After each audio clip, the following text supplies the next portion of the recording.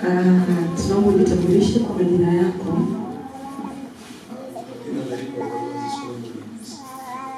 Wazungu, una miaka mingapi kwenye ndoa? Sasa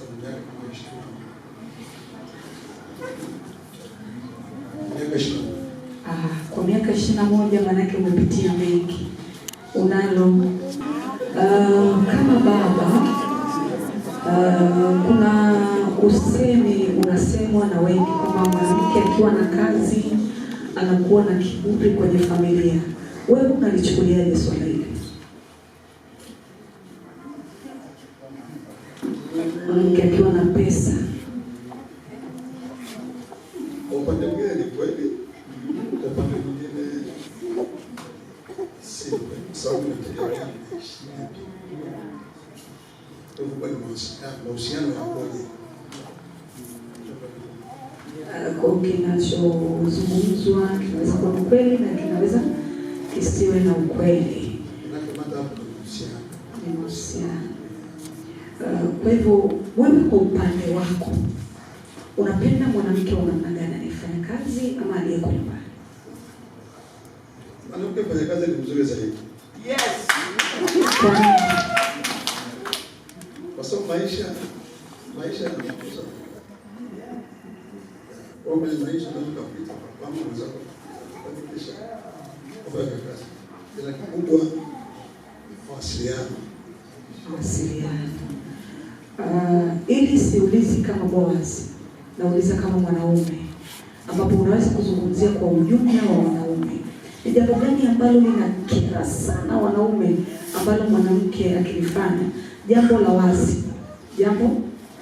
wazi ambalo wanaume wengi aliwafurahishi kama mwanamke akilifanya. Niko mtazamo wangu, kama tunapenda kuheshimiana. Na ninachomwomba Mungu sana naomba tuwe na pesa. Heshima inakuja kwenye kutatua matatizo. Ya kuchukua kutatua matatizo, katika ile heshima tutakuwa ndani ya familia. Tunachomwomba tu Mungu anaomba tujalie tuwe na uwezo.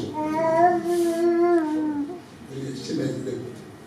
Kwa hivyo jambo kubwa ambalo linawakandamiza na kuwafanya wanaume wasijiamini ni kukosa heshima.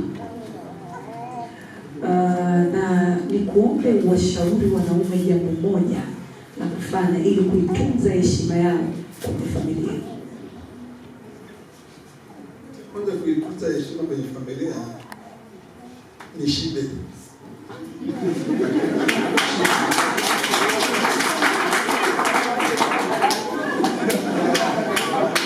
Familia ikishiba itakuheshimu.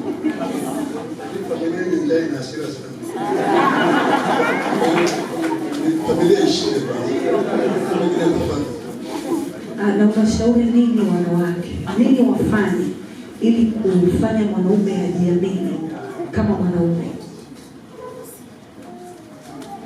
Cha kwanza, mwanaume pia wakati mwingine anahitaji kubebelezwa.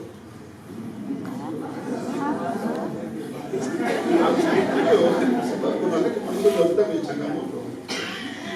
Katika ndio unakuta hali si sawa. Unashuka. Kwa hiyo tunaomba wakisema kwanza wajue matokeo. Wajue maisha sasa yakoje na maisha yanakoje.